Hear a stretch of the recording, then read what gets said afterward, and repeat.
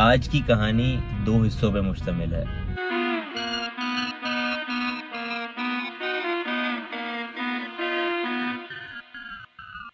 मेरा नाम अली है, मैं यहाँ लॉस वेगस के अंदर रिहाइश पजीर हूँ। मेरा नाम उवैस रीस है और मैं जर्मनी में रहता हूँ। हेलो अस्सलाम वालेकुम, मेरा नाम मोहम्मद खिज़र है, सऊदीया जंजान का मैं रिहायशी हूँ। अस्सलाम वालेकुम, मेरा नाम हसन है। ये आपने जो हमें डॉक्यूमेंट प्रोवाइड किए हैं वेरिफिकेशन के लिए, उसके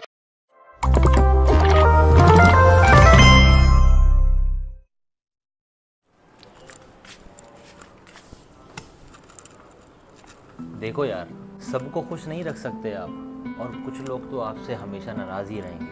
अगर आप हमेशा दूसरों के हिसाब से चलोगे, दूसरों के हिसाब से ही सोचोगे, तो खुद के फैसले कब लोगे?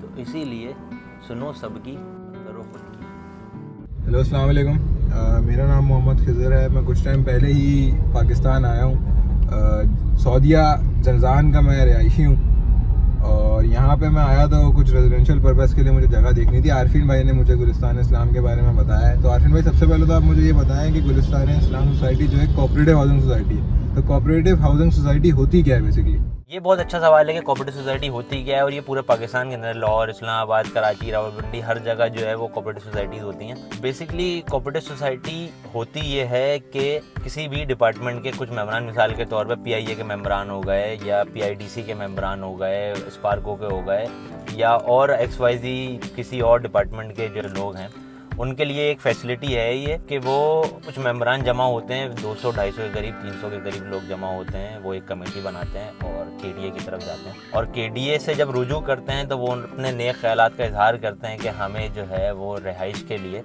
जगह रिक्वायर्ड है, तो आपके पास जो अवेलेबल स्पेस है वो हमें बताएं। तो केडीए उनको, जो उनके पास अवेलेबल स्पेस होती है कराची में, वो उनके बारे में उनको बताता है कि भाई ये हमारे पास अवेलेबल स्पेस है और इसकी ये मखसूस रकम है और ये इतने का लैंड है। तो उसके बाद फिर वो कमेटी बनती है, उसके अंदर जो है वो सेक्रेटरी मुंतखब किया जाता है, बाज़ारिया इलेक्शन, जनरल सेक्रेटरी किया जाता है, फाइनेंस वाले होते हैं, मैनेजमेंट के लोग होते हैं, उनका चेयरमैन होता है, उनका प्रेसिडेंट होता है, और उनको मुंतखब किया जाता है ताकि वो आगे के फर्दर मामला देखें। जब केडीए उनको जगह अलॉट कर देता है तो वो उसके बाद उसकी पेमेंट की जाती है। अब वो पेमेंट का दौरानिया कुछ भी हो सकता है, 5 साल भी हो सकता है, 6 साल भी हो सकता है, 7 साल भी हो सकता है, 1 साल भी हो सकता है। जब वो उनको पेमेंट कर देते हैं तो पेमेंट करने के बाद उनको उस जगह पे पोजीशन दे दी जाती है। उसके बाद वो बाउंड्री वॉल की एनओसी लेते हैं। बाउंड्री वॉल के बाद फिर उनकी डेवलपमेंट के मामला जो है वो आगे चलते हैं। इनकी मार्केटिंग ऑफिशियली नहीं की जाती। तो हम भी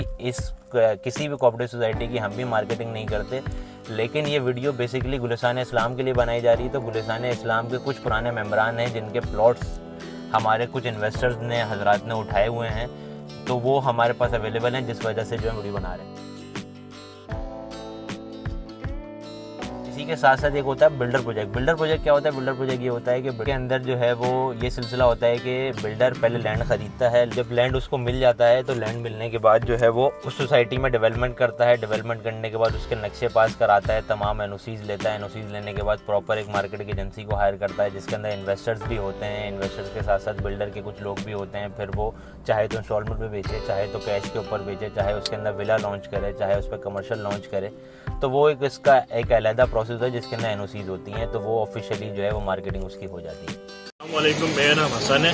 मैं एचबीएल बैंक में जॉब करता हूँ। पिछले काफ़ी दिनों से मैं नोटिस कर रहा था इस सोसाइटी पे कि एक कोर्ट का केस चला था, अचानक से इस पे सोसाइटी बननी स्टार्ट हो गई। क्या सीन क्या है इसका? Gulistan Islam cooperative housing society scheme 33 society के हवाले से मार्केट के अंदर बहुत र्यूमर्स हैं और बहुत से लोगों के सवाल हैं जो इस जगह के अंदर इंटरेस्टेड तो हैं, लेकिन उन र्यूमर्स की वजह से वो उनको थोड़े से खदशात हैं। तो इन खदशात को आज मैं क्लियर कर रहा हूँ। सोसाइटी बेसिकली 1980 के अंदर जो है ये सोसाइटी रजिस्टर्ड हुई है कोऑपरेटिव डिपार्टमेंट के अंदर, और केडीए ने इनको जो जगह दी गई उस जगह की पेमेंट इन्होंने 2004 तक उस जगह की पेमेंट करी है इन तमाम मेंबरान ने। इस सोसाइटी के अंदर टोटल 350 मेंबरान है जिसके अंदर एमिनिटी प्लॉट, मस्जिद का प्लॉट, पार्क, तमाम प्लॉट एक एक मेंबरान के नाम पर हैं, और इन तमाम मेंबरान ने अपने अपने शेयर के हिसाब से पेमेंट करके 2004 तक इस सोसाइटी की पूरी पेमेंट करी। इनकी जगह के ऊपर इंक्रोचमेंट हो गई।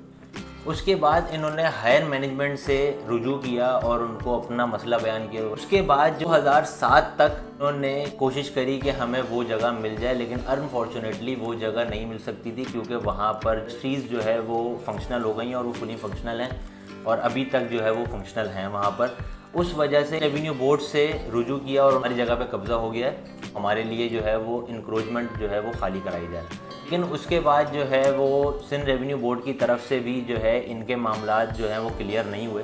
तो अनफॉर्चुनेटली इन्होंने फिर 2009 में फिर इन्होंने सिंध के चीफ मिनिस्टर को अपनी एप्लीकेशन जमा कराई। उसके बाद भी जो है वो इंडस्ट्रीज़ जो है वो खाली नहीं हो पाई, तो उनका मसला चला गया हाई कोर्ट में। तो वहाँ पर सिंध रेवेन्यू बोर्ड के काफ़ी सीनियर मेंबर थे, ने जो है इस चीज़ को एग्री करा और इनको अलाउ करा कि इनको एज इट इज़ 22 एकड़ की जगह जो इन्होंने जिसकी पेमेंट करी है वो उस जगह के ऊपर इंक्रोचमेंट जो है वो ख़त्म नहीं हो सकती, तो उस वजह से इनको कोई दूसरी जगह अलॉट की जाए। 2012 के अंदर इनको ये वाली जगह जहाँ पर अभी ये गुलिस्तान इस्लाम मौजूद है, ये जगह इनको ऑफिशियली अलॉट की गई कि ये जगह अब आपके इस्तेमाल में है और ये जगह इस जगह के ऊपर आप अपनी कोऑपरेटिव सोसाइटी और अपने तमाम मेंबरान के आप जो डेवलपमेंट करा के इसके काम जारी कर सकते हैं। लेकिन उस वक्त भी इनको पोजीशन नहीं दी गई थी, लेकिन जगह अलॉट हो गई थी। कई सोसाइटी के पास अलॉटमेंट है, लेकिन पोजीशन इनके पास अनफॉर्चुनेटली फिर से नहीं थी।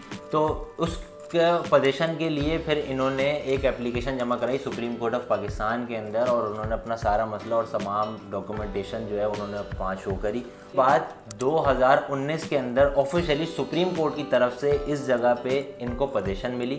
पोजीशन मिलने के बाद इनके पास तमाम उस जगह के इख्तियारात हैं वहाँ पे डेवलपमेंट के, और डेवलपमेंट के साथ वहाँ पे पोजीशन देने के और रिहाइश करने के। लेकिन अभी इसका लेआउट अप्रूव नहीं है, लेकिन लेआउट की अप्रूवल जो है उसकी फॉरवर्डिंग हो चुकी है।